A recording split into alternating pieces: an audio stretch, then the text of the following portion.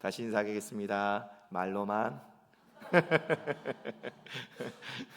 우리의 인사는 인사로 그치는 것이 아니라 그리스도의 삶을 따라갈 때에 그것이 우리 가운데에 힘이 될 줄 믿습니다. 예수님께서는 이웃을 사랑하라 하셨습니다. 그리고 또 내가 예수님을 사랑하는 만큼 또한 그 사랑을 나누라고 말씀하신 분이 우리가 믿는 예수님이십니다. 그 사랑, 우리가 전하는 사랑 부족할 수도 있습니다. 작을 수도 있습니다. 연약할 수도 있습니다. 하지만 작다고 미약하다고 멈춰 있는 것이 아니라 내가 할 수 있는 만큼 흘러 보내는 저와 성도님들이 되시기를 소망합니다. 이것은 기도 생활도 마찬가지입니다. 기도 생활에 있어서도 우리가 기도를 많이 하기 때문에, 아니 또 적게 하기 때문에, 그것도 아닌 잘하기 때문에 못하기 때문이 그 모든 것이 아니라 우리는 하나님 앞에 부르짖어야 하는 하나님의 백성이기에 우리는 기도 생활을 빼뜨릴 수가 없습니다. 늘 언제나 우리 기독교인들은 아니 예수님을 믿는다라고 한다면 기도는 우리의 삶이 되어야 합니다. 우리 성도님들께서는 하나님 앞에 얼마나 구하고 계십니까? 참 어렵습니다. 기도가 쉽다라고 하시는 분들도 간혹 계시는데 대부분이 어렵다라고 말씀들을 하십니다. 그 어렵다라고 하는 것 가운데에서는 여러 가지 이유가 있을 것입니다. 기도를 오래 하는 것이 어려울 수도 있고, 아니면 하나님 앞에 어떻게 기도해야 될지 몰라서 어려울 수도 있고, 아니면 눈 감고 있고 이렇게 집중하는 게 어려울 수도 있고, 시간 내는 것이 어려울 수도 있고, 여러 가지 상황 가운데에 어려운 모습들이 있을 것입니다. 그 모습은 저 또한 마찬가지입니다. 목사가 되었음에도 불구하고 기도는 늘 언제나 숙제로 남아있는 것이 기도인 것 같습니다. 열심히 기도 생활을 열심히 함으로 그 숙제를 열심히 잘하시는 분들도 계시겠지만 참 사람이 쉽게 바뀌지는 않더라고요. 학창시절에 저는 그렇게 열심히 꾸준히 잘하는 스타일이 아니었습니다. 그것이 신앙생활에서도 꾸준히 열심히 잘하는 그러한 성격은 못 되는 것 같습니다. 하지만 그렇다고 해서 하나님께서는 너 왜 이렇게 못하니? 라고 말씀하시지 않는 분 또한 제가 믿는 하나님이시더라고요. 기도 우리 가운데 모두가 해야 된다고 생각을 하는데 참 쉽지 않습니다. 한 기자가 예루살렘에 있는 통곡의 벽에서 경건하게 기도하고 있는 노인을 인터뷰를 하게 됩니다. 이 앞에서 얼마나 오랫동안 기도하셨습니까? 라는 질문을 던집니다. 노인은 대답합니다. 거의 반평생을 이 벽에서 기도했습니다. 기자가 질문합니다. 통곡의 벽 앞에서 기도할 때에 어떠한 심정이십니까? 그러자 노인은 대답합니다. 벽 앞에 홀로 서서 말하는 기분입니다. 어쩌면 이 노인의 대답과 같이 우리가 기도할 때에 혼자 그냥 중얼중얼 거리고 있다라고 하는, 혼자 하고 있다라고 하는 그 심정이 우리를 가장 힘들게 할 때가 많이 있을 것입니다. 우리는 기도라고 했을 때 보통 하나님과 함께 친밀한 교제를 나누는 시간, 하나님의 뜻을 발견하는 시간, 우리의 영혼의 호흡이라고 보통은 가르치고 듣고 배우게 됩니다. 하지만 막상 기도의 현실은 어떻습니까? 그렇지 않을 때가 있습니다. 혹여나 내가 마음에 감동되어서, 아니면 내 마음에 심적인 어떠함이 일어나서 기도가 잘 때가 있습니다. 하지만 대부분의 시간은 그렇지 않을 때가 많이 있습니다. 그러다 보니까 기도를 포기할 때가 종종 많이 있습니다. 그렇지 않습니까? 아니, 기도는 한다고는 하지만 정작 하나님 앞에 간절함보다는 숙제를 해야 된다라고 하는 어쩔 수 없는 마음으로 기도할 때가 있는 것이 우리의 현실인 것 같습니다. 우리는 정작 중요할 때 기도하지 않는 우리의 모습을 발견하게 됩니다. 예수님을 믿지만, 하나님을 믿지만 기도는 해야 된다라고 말하지만 정작 중요할 때, 다급할 때 기도하지 않는 우리의 모습을 보게 된다라고 하는 것입니다.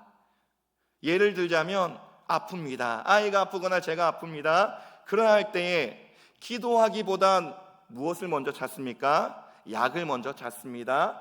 의사를 먼저 찾습니다. 병원을 먼저 찾습니다. 그리고 또한 상황이 어렵습니다. 지금 당장 집에 돈이 없습니다. 그러면 하나님 앞에 기도하기보다 무엇을 찾습니까? 돈을 빌려줄 사람을 찾습니다. 은행을 찾습니다. 그리고 내가 어려움이 닥쳤을 때에 하나님 앞에 먼저 기도하기보다 나를 도와줄 수 있는 사람에게 연락하고 있는 모습을 발견하게 됩니다. 어떠한 상황 가운데에서 놓였을 때에 그 다급한 상황 가운데에 내가 정말 하나님을 찾지 않는다라고 한다면 그 모습 가운데에서는 내가 아직은 기도를 하나님 앞에 하지 않고 있구나. 말로는 기도는 해야 된다라고 하지만 정작 나는 하나님을 찾지 않고 있는 사람이구나라는 것을 우리는 스스로 발견할 수 있어야 합니다. 이것이 멀리 있지 않습니다. 저와 같이 살고 있는 분 또한 어려움이 닥쳤을 때에 질문합니다. 제가 기도했나? 그러면 뭐라고 할까요? 해야지. 죄송합니다. 저희 와이프의 얘기뿐만 아닐 것입니다. 저 또한 그럴 때가 많이 있습니다. 과연 내가 기도했을까? 기도하지 않고 우리는 무언가를 그 다급한 상황 가운데를 넘어가려고 할 때가 참 많은 것 같습니다. 왜 그러한 상황이 놓일까요? 왜 우리가 기도해야 된다는 것을 알지만 정작 기도하지 않는 그러한 상황을 우리가 살고 있을까요? 그것은 기도할 때에 시원함보다는 답답함을 느낄 때가 많이 있기 때문일 것입니다. 더 나아가 기도할 때보다 당장 내가 필요한 것을 찾아 나서는 게 더 빠르다라는 생각이 있기 때문에 우리는 기도하기보다 먼저 행동을 취하는 모습을 발견하게 된다라고 하는 것입니다. 오늘 말씀 가운데 예수님께서는 구하라고 말씀하십니다. 찾으라 말씀하십니다. 두드리라 말씀하십니다. 이 자리에 계신 우리 성도님들 안 구하십니까? 안 찾으십니까? 안 두드리십니까? 다 구하고 다 찾고 다 문을 두드리고 계실 것입니다. 무엇을 향해서요?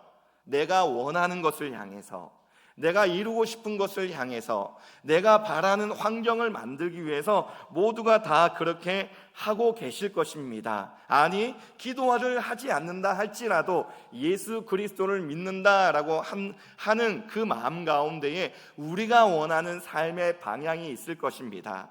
그렇지 않습니까? 우리는 그러한 삶을 살기를 원하는 마음 가운데에 예배 자리에 서고 기도의 자리에 나아가며 찬양을 들으며 말씀을 읽고 나아가는 것이 우리의 신앙 생활일 것입니다.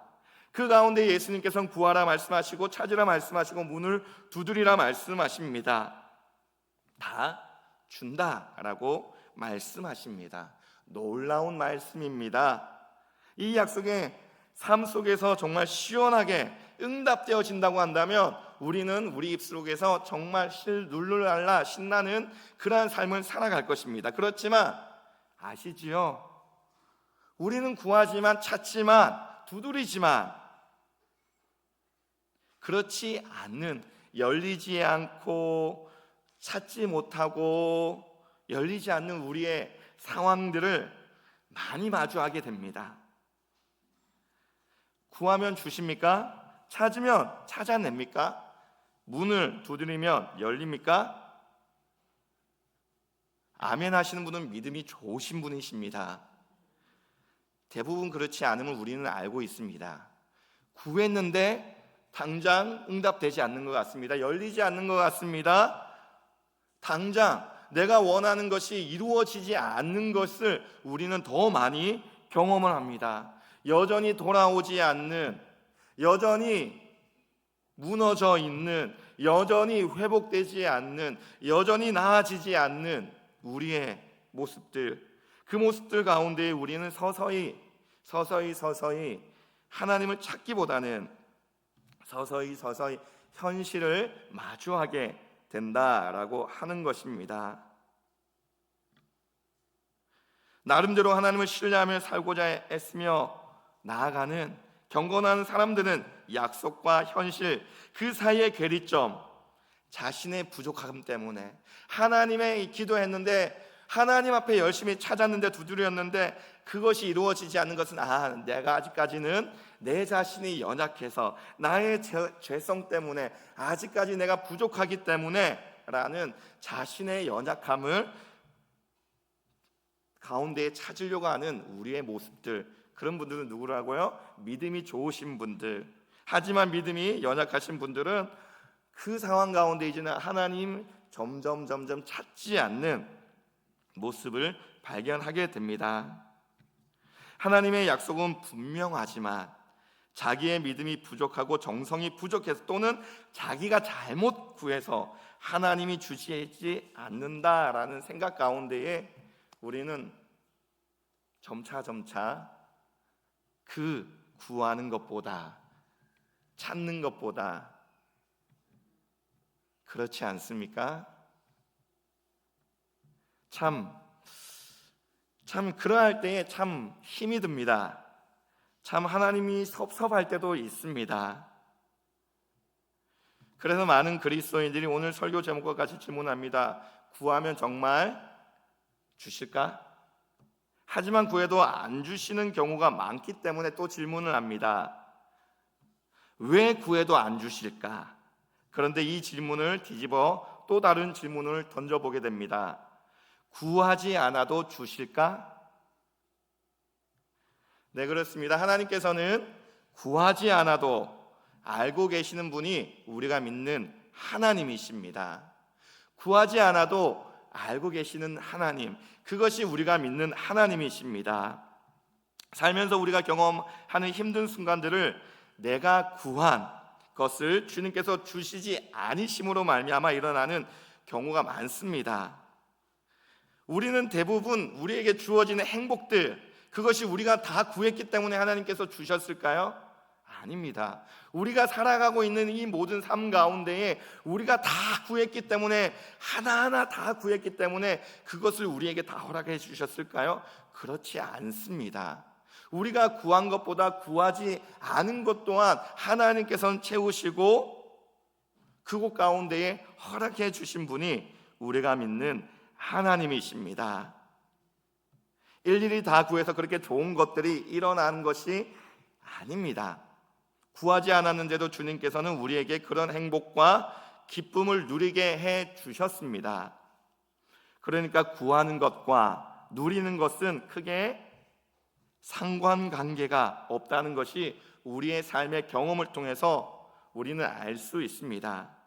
구하지 않아도 누리고 있다라는 것을 우리는 우리의 삶 가운데 무의식적으로 이제는 알게 됐다라고 하는 것입니다. 열심히 기도하며 신실하게 신앙생활을 하는데 힘들게 사는 사람들이 있습니다. 정말 신실하게 신앙생활을 하는데도 기도하며 힘들게 사시는 분들, 인간적으로는 너무나 안타깝고 하나님의 뜻이 있겠지 생각하면서도 참 마음 한켠에서는 그러한 분들을 볼 때마다 참 마음이 아픕니다. 그리고 솔직히 잘 이해가 되지 않습니다. 무엇이요? 하나님이요. 그 분이 이해가 되지 않는 것이 아닌 왜 하나님께서는 가만히 내버려 두실까? 당연히 하나님의 기쁘신 뜻이 있고 하나님의 계획이 있으시겠지라고 하는 그러한 생각과 마음은 있지만 마음이 어려운 것은 어쩔 수가 없습니다. 때로는 혼란스럽기도 한 것이 어쩌면 우리의 현실일 것입니다. 그러나 그러한 사람보다 우리를 더 혼란스럽게 만드는 사람들이 있습니다. 믿는다라고 하면서도 전혀 기도하지 않고 신앙생활도 제대로 하지 않는데 아주 편안하고 안락하게 사는 사람들을 볼 때에 우리는 더욱더 우리가 혼란스러움을 경험하게 됩니다. 그래서 하박국이나 예레미야 같은 선지자들도 왜 악인이 형통하고 의인이 고난을 당하는지에 관련해서 변론까지 하기도 했습니다.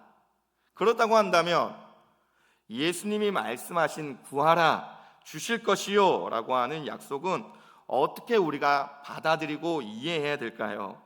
절박하게 구해서 우리의 환경이 바뀌게 만드는 그러한 뜻으로 우리가 이해를 해야 될까요? 왜 주님은 구하면 주겠다라고 약속을 하신 것일까요? 여기에는 하나님의 선하심에 대한 인격적인 요청, 이제 신뢰가 요청이 됩니다. 우리의 인격적인 신뢰, 누구를 향해서요? 하나님의 선하심에 관련한 인격적인 신뢰, 이것을 우리는 믿음이라고 또 이야기를 하곤 합니다. 그래서 그 선하심은 하나님의 외아들 예수 그리스도를 우리에게 주심으로 확인되었고 확증되었습니다. 무엇을요? 메시아, 우리의 구원자, 하나님께서 우리를 붙드시고 계신다라고 하는 것을 확정해 주셨습니다. 우리가 구할 때에, 우리가 찾을 때에, 우리가 두드릴 때에 하나님께서는 우리를 붙드심을 예수 그리스도로 확정하셨는데 우리는 그 믿음으로 하나님을 신뢰하며 나아가야 된다라고 하는 것입니다. 하나님께서 구하라라고 했을 때에 그것은 헌신과 순종을 끌어내기 위한 의도로서 말씀한 것이 아닙니다. 더욱더 헌신해야 되기 때문에 더욱더 충성시키기 위해서 구하고 찾고 두드리라 라고 말씀한 것이 아닙니다. 우리 마태복음 6장 7절과 8절 말씀을 함께 읽어보겠습니다. 마태복음 6장과 7절 말씀입니다. 시작. 또 기도할 때에 이방인과 같이 중언부언하지 말라. 그들은 말을 많이 하여야 들으실 줄 생각하느니라. 그러므로 그들을 본받지 말라. 구하기 전에 너희에게 있어야 할 것을 하나님 너희 아버지께서 아시느니라. 아멘. 여기서 예수님은 제자들의 기도가 이방인의 기도와는 달라야 한다라고 말씀하시면서 중언부언하지 말라 말씀하십니다. 우리가 알다시피 중언부언이라고 하는 것은 의미 없는 빈말을 반복해서 말하는 것입니다. 이방인은 기도를 많이 해야 신이 들으실 것이라고 믿고 별 의미 없이 같은 말을 수없이 반복했습니다. 예수님은 그들을 본받지 말라라고 말하시면서 구하기 전에 너희에게 있어야 할 것을 하나님 너희 아버지께서 어떻게 하신다고요? 아시느니라 라고 말씀하셨습니다. 이방인은 자기가 원하는 것을 받기 위한 목적으로 열심히 기도했지만 하나님은 우리가 구하기 전에 무엇이 있어야 할지를 다 아시고 꼭 필요한 것을 주시는 분이 우리가 믿는 하나님이십니다. 모든 것을 알고 계시는 분이 우리가 믿는 하나님이십니다. 그런데도 주님이 우리에게 기도하라고 하신 것은 무슨 의미일까요?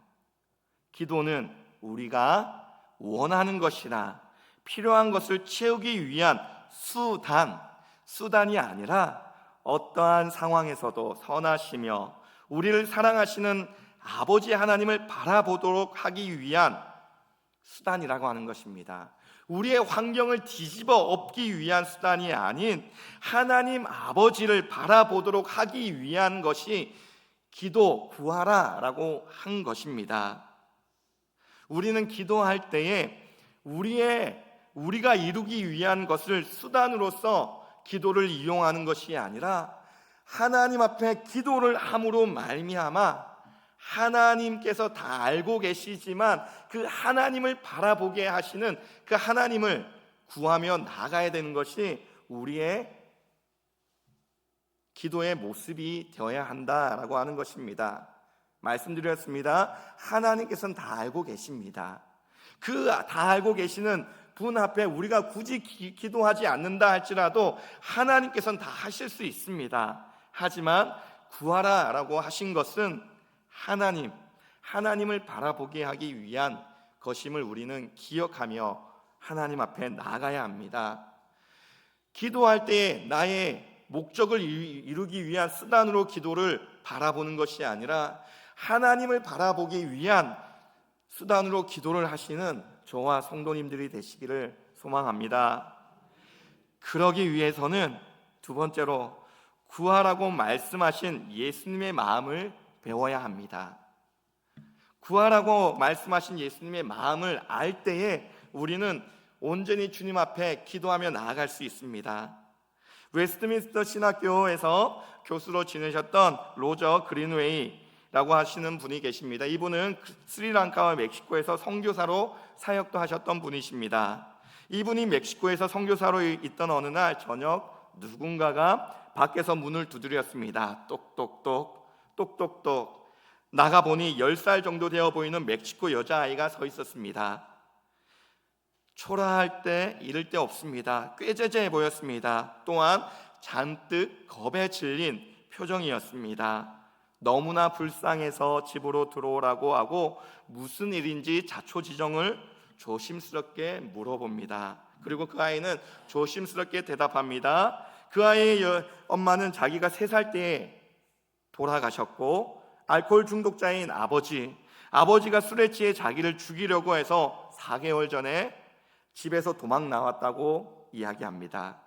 그 후 이곳저곳을 다니며 쓰레기통을 뒤지기도 하고 구걸을 하며 어째 겨우겨우 살다가 마침내 그 마을까지 흘러 들어오게 됩니다.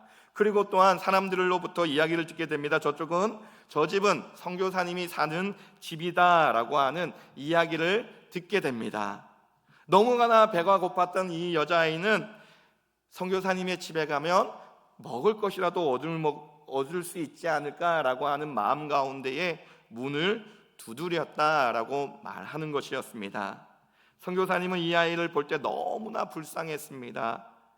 너무나 불쌍해서 정말 도저히 한 끼 식사로 끝내고 싶은 마음이 없었습니다.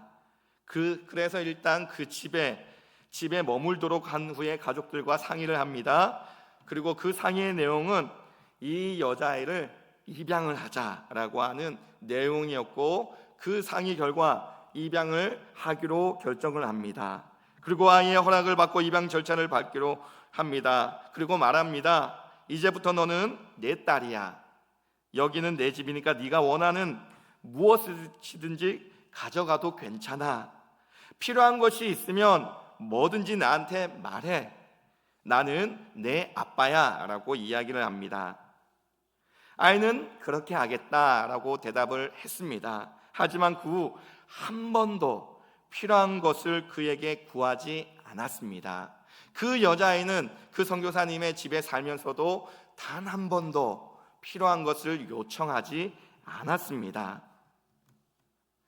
어느 날 아이가 그의 서재에 들어오게 됩니다. 그리고 조심스럽게 책상 앞에 섭니다. 그린웨이 교수는 왜 무슨 일이야? 라고 아이에게 질문을 합니다. 그리고 아이는 입을 열어 떨리는 목소리로 말했습니다. 아빠, 신발 끈이 필요해요. 그 말을 들은 그는 돌아서서 흐느끼며 울게 됩니다. 아이가 필요한 것을 얻기 위해 아빠인 자기를 찾았다라고 하는 것에 감격했기 때문입니다. 그 아이가 이젠 드디어 나에게 아빠라 부르며 나에게 정말 보잘것없는 것이라도 할지라도 아빠라 부르며 자기를 찾아왔다라는 것에 그 교수님은 울컥하며 감격스러운 눈물을 흘리게 됩니다. 이것이 바로 구하라입니다. 우리가 하나님 앞에 나아갈 때에 우리가 하나님을 찾는 그 모습이 하나님께는 정말 기쁨이요, 하나님께는 정말 이루 바꿀 수 없는 감격스러운 모습이다라고 하는 것입니다. 돈 많고 유능한 누군가에게 도움을 청하기 위해서가 아니라 우리를 눈동자같이 살피시고 보호하시는 하나님의 아버지의 그 인정하는 모습, 그분과의 관계, 그것을 경험하기 위해서 우리는 기도해야 한다라고 하는 것입니다. 구하라고 하신 예수님의 말씀은 이제는 너희가 정말 하나님 아버지의 자식이야 라고 말씀하신 것입니다. 그리고 우리가 하나님 앞에 구할 때에 하나님께서는 다 알고 계시지만 그것을 기뻐하신다라고 하는 것입니다.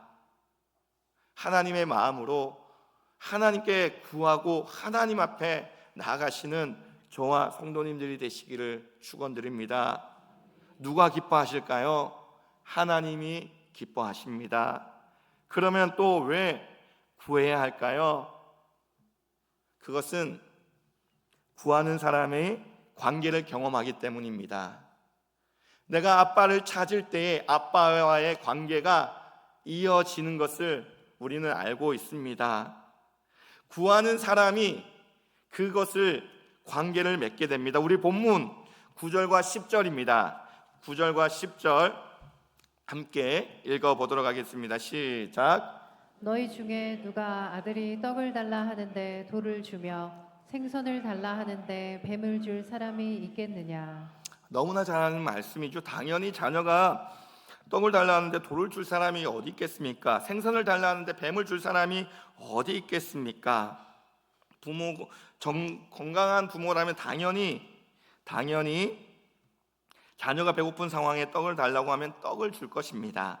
돌을 달라 하면 무엇을 주겠습니까? 떡을 줄 것입니다. 아이가 아빠 배고파요. 돌 주세요. 뭐라 카노? 빵 먹어라 이러지. 누가 그래 니 돌 먹어 이렇게 얘기하는 부모가 없을 것입니다. 그렇다고 한다면 구하지 않는 아이에게 떡을 안 주실 것입니까? 아닙니다. 부모라고 한다면 아이가 구하지 않아도 배가 고플 때에는 떡을 주는 것이 부모의 마음일 것입니다. 그래도 떡을 주는 것이 주님이십니다. 그래서 예수님이 이 말씀을 왜 하셨을까요? 10절 말씀을 함께 읽어보겠습니다. 10절 시작. 생선을 달라 하는데 뱀을 줄 사람이 있겠느냐? 죄송합니다. 11절입니다. 11절 말씀 함께 읽어보도록 하겠습니다. 시작. 내가 악한 자라도 좋은 것으로 자식에게 줄 줄 알거든 하물며 하늘에 계신 너희 아버지께서 구하는 자에게 좋은 것으로 주시지 않겠느냐. 그러니까 예수님의 말씀의 핵심은 구하고 찾고 문을 두드리는 사람이 원하는 것을 얻는다라는 것에 있는데, 구하는 사람이 아버지와의 관계를 경험한다라고 하는 것입니다. 구할 때에 그것을 주게 됩니다. 자녀를 키워보신 분들은 알고 있습니다. 찾는 아이에게 더 주게 되는 것을 우리는 알고 있습니다. 참새들도 입을 크게 벌리는 자기 새끼에게 먹이를 하나를 더 주게 되는 것 또한 우리는 알고 있습니다. 또한 그 관계 가운데에 더욱더 하나님께서는 나의 아버지가 되셔, 나를 입히시는 분이셔, 나를 책임져 주시는 분이신 것을 우리는 경험하게 됩니다. 오늘 마태복음 본문에서는 좋은 것이라고 되어 있는 이 단어가 누가복음에 가게 되면 성령으로 되어져 있습니다. 누가복음 11장 13절에 성령으로 되어져 있습니다. 성령님이 하시는 중요한 일이 바로 우리가 하나님을 아버지라 부를 수 있게 하시는 것에 있음을 우리는 기억해야 합니다. 성령님을 통해서 우리는 하나님을 누구라 부를 수 있게 됩니까? 아버지라고 부를 수 있게 됩니다. 마태복음에서 좋은 것을 무엇인지 우리는 쉽게 알 수 있습니다. 이 좋은 것이 무엇입니까? 하나님을 아버지라 부르며 구할 수 있게 됐다라고 하는 것입니다. 그러면 구하는 사람이 누구와의 관계가 더욱더 돈독해지게 될까요? 하나님과의 관계가 더욱더 돈독해지게 된다라고 하는 것입니다. 누가요? 하나님의 마음을 찾고 구하고 두드리는 이에게. 나의 시선이 기도를, 내 상황을 그저 바꾸는 수단으로 이용하게 된다면 우리는 그 하나님의 마음을 발견할 수가 없을 것입니다. 하지만 하나님의 마음을 알고 하나님 앞에 부르짖으며 나아갈 때에 하나님과의 관계가 더욱더 돈독해지며 깊어짐을 우리는 경험하게 됩니다. 당연히 어떠한 상황에서도 우리는 하나님의 도우심을 구하며 기도해야 합니다. 우리의 상황과 우리의 처지를 놓고 하나님 앞에 기도하며 나아가야 합니다. 하지만 기도를 통해 우리가 얻길 원하는 것은 단순한 문제 해결이 아니라 문제의 의미입니다. 문제 해결을 위한 기도가 아닌 그 문제를 통해서 누구를 더욱더 깊이 관계를 하며 나아가야 된다고요? 하나님이라고 하는 것입니다. 기도를 통해서 우리는 그 문제를 가지고 기도하며 하나님의 뜻을 더욱더 돈독하게 해 나가야 되는 것이 우리의 기도라고 하는 것입니다. 그리고 그 고통 가운데 우리가 함께 하시는 하나님을 경험할 수 있어야 합니다. 그래서 우리는 단순하게 구하는 대로 된 것만을 기도의 응답이라고 말하지 않고 하나님의 선하심을 신뢰할 수 있게 된 것을 기도의 응답이라고 말해야 합니다. 하나님의 기도의 응답은 내 문제가 해결됐다라고 하는 것이 그것으로 기도의 응답이다라고 하는 것이 아니라 그 문제에 해결해 주신 하나님의 선하심을 더욱더 신뢰하며 바라볼 수 있게 됐다라고 하는 것이 기도의 응답이다라고 하는 것입니다. 그저 기도의 응답이 우리의 문제에만 국한된 것이 아닌 하나님과의 관계가 더욱더 열려지게 되는 귀한 축복의 통로다라고 하는 것입니다. 하나님은 우리가 구하면 반드시 주십니다. 예수님께서 그렇게 하시겠다 말씀하셨습니다. 그런데 우리가 구한 것이 아니라 우리에게 가장 좋은 것을 주시는 분이 우리가 믿는 하나님이십니다. 돌을 구하고 뱀을 구해도 떡을 주십니다. 우리에게 필요한 것을 주시는 분이 우리가 믿는 하나님이십니다. 그분을 우리는 바라보며 신뢰하며 하나님 앞에 기도하며 나아가야 합니다. 내 삶 가운데에 정작 하나님을 찾지 않는 내 모습이 있습니까? 우리는 기도하며 나아가야 합니다. 자녀가 아프기 전에 약을 먹이기 전에 먼저 기도할 수 있는 부모가 되어야 되며, 어떠한 문제가 발생했을 때 그 해결하기 위한 움직이기 이전에 잠시라도 먼저 하나님 앞에 기도하고 움직일 수 있는 우리의 자세가 되어야 된다라고 하는 것입니다. 그것이 하나님, 우리가 구하며 나아갈 때 누가 기뻐하실까요? 하나님이 기뻐하십니다. 하나님이 기뻐하시며 그 가운데에 우리와 더욱더 깊은 관계를 맺어가시는 분이 우리가 믿는 하나님이십니다. 그러하기 위해서는 우리가 해야 될 것이 있습니다. 무엇을 해야 될까요? 기도해야 한다라고 하는 것을 우리는 날마다 거룩한 부담감을 가지고 의식을 깨우며 나아가야 합니다. 더 좋은 습관으로서는 무언가를 하기 이전에 먼저 하나님과 기도하는 습관을 들이면 가장 좋을 것입니다. 하나님, 어떻게 나아갈까요? 오늘은 어떠한 말을 할까요? 어떻게 사소한 거라도, 하나님 오늘 점심은 어떠한 거 먹을까요? 하나님 오늘 어떠한 버스를 탔을까요? 하나님 다 응답하십니까? 그렇지 않을 것입니다. 그렇지 않음에도 불구하고 우리가 하나님 앞에 구하며 나아갈 때에 그러한 습관들, 훈련들이 중요할 때에 먼저 하나님을 찾는 우리의 자세, 우리의 모습으로 나아가시게 된다라고 하는 것입니다. 이것은 우리가 하나님 앞에서 훈련하고 연단하며 나아가야 합니다. 그러하기에 하나님은 모든 것을 아심에도 불구하고 구하라 말씀하셨습니다. 찾으라 말씀하셨습니다. 문을 두드리라 말씀하셨습니다. 그러기 위해서는 우리가 날마다 훈련 내 생활 가운데의 좋은 습관, 먼저 기도하는 습관, 그것을 하나님 앞에서 세워 나아가시는 저와 성도님들이 되시기를 소망합니다. 더 나아가 더 깊은 교제의 관계, 하나님의 뜻이 이루어지기를 위해서, 교회를 위해서, 나라를 위해서, 열방을 위해서 기도하시는 저와 성도님들이 되시기를 소망합니다. 함께